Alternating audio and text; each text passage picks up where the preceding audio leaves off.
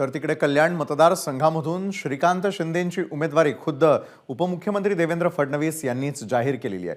कल्याणमधून श्रीकांत शिंदे यांना महायुतीचे सर्व घटक पक्ष निवडून आणतील, त्यात कुणीही शंका बाळगू नये असं फडणवीस म्हणाले।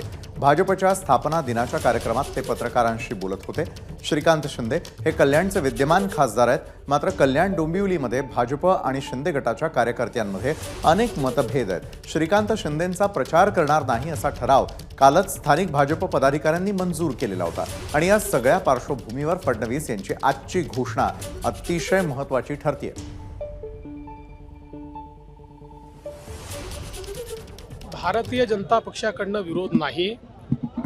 श्रीकांत शिंदे हे कल्याणमधले शिवसेनेचे उमेदवार असणार आहेत, ते महायुतीचे उमेदवार असणार आहेत।